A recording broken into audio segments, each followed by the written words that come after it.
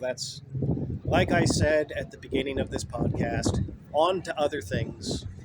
And as you can see, I have definitely picked out my next thing. And man, it's been just a hell of a journey over these last few years.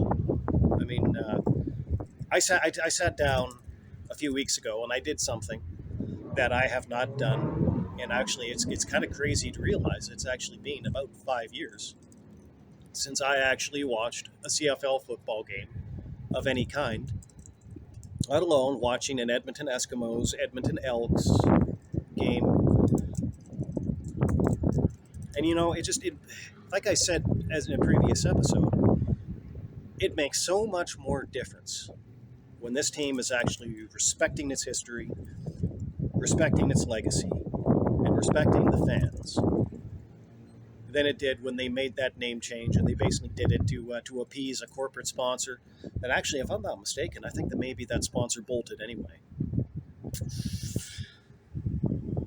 Did it to appease a sponsor that bolted anyway, and then did it to appease a bunch of people that never bought tickets. That was not especially wise. But now, since then, the change that we have seen, it's like night and day. Under Larry Thompson, the new owner, and you could see the changes this season, right at the very start of the season, right at the home opener. And basically, it is looking increasingly, ever more so, like the Edmonton Eskimos are eventually going to be fully back. Right now, we're kind of partly back.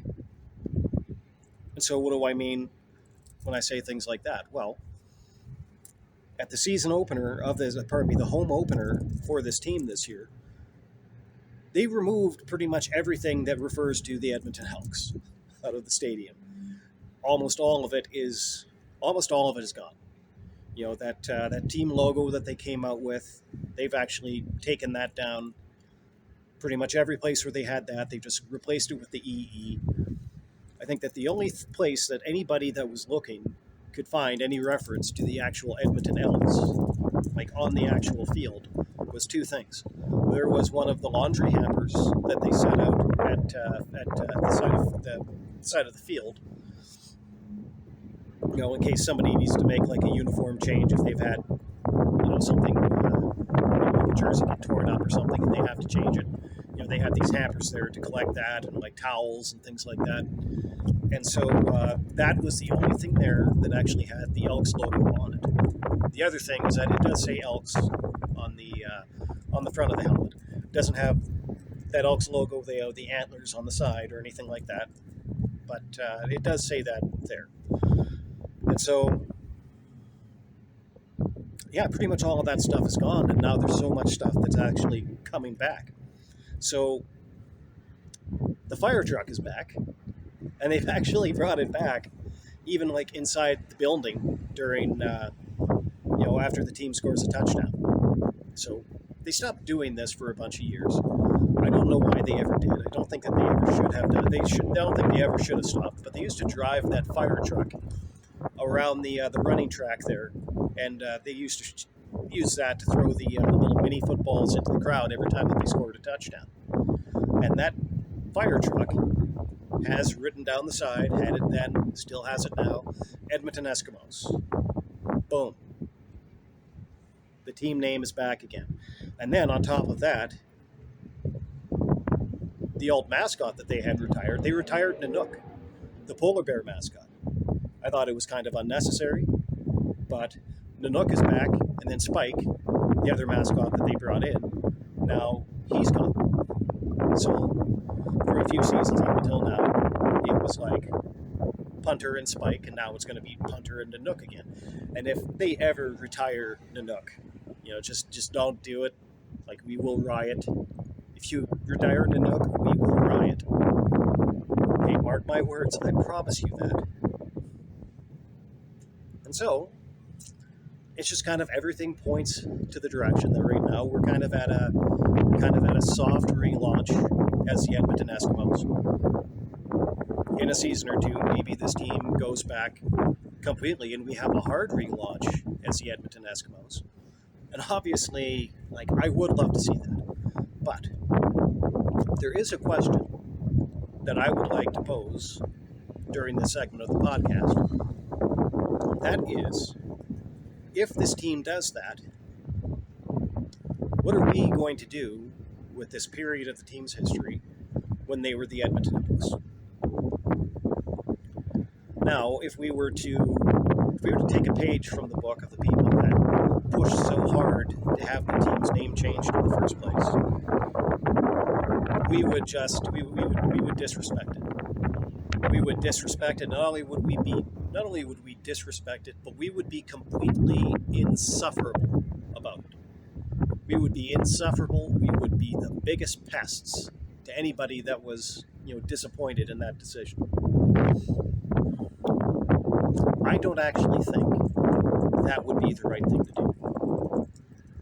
I mean, it is very tempting, to take people like that and give them a taste of their own medicine. And I'm not even going to say that they don't deserve to taste their own medicine, because I think that they do. But I think that we also have to look at what's better off for this team overall in the long run. And I think that what's actually better off for this team overall in the long run is that we do have to do, for this, what sounds like it's going to be a very brief period of time when this team was the Edmonton Elks. I think that we're going to have to do, for what is going to be this very brief period of time in this team's history, when they were the Elks rather than the Eskimos, what these other people, what they thought they were going to refuse to do for the previous 70 plus years. I think that we do have to honor that little portion of the team's history. So there's all kinds of merchandise and things like that they had rolled out, during this period of time, during this, we'll call it the Elks era of the Edmonton Eskimos football club. And I think that, I think all of that stuff is going to be just fine. You don't have to go grab a trash bin and throw all that stuff in and light it up. And as a matter of fact, I'm absolutely the last person that's going to encourage that anybody do something like that. I think that we are going to have to show respect for that. Even though that was a group of people that didn't really show that level of respect for us. Didn't show that level of respect for the fans that supported this thing and built it up over 3/4 of a century. I feel that we should show that amount of respect for this period of our team's history. Even though it was far from the most glorious or successful. I mean, how many games did this team actually win? Over that period of time. They definitely haven't done a lot of winning this season just yet. And, speaking for myself personally at this particular juncture, I'm not really troubled if the team's not winning right now. I'm just coming back to it, after a pretty long hiatus. So I'm still learning who a lot of these players are, trying to figure out exactly what we have in this team right now. And so right now, for my own personal purposes, it doesn't bother me if they don't win a lot right now, just as long as they're fun to watch. Just go out on the field, play hard every single play, and maybe right now we don't have players that are as good as what the other teams have. Maybe they're not as cohesive as the other teams right now, but just play hard every play, be chaotic, and I think that this team will still be a lot of fun to watch. What's the name of the team? That's a question that we can answer, down the road.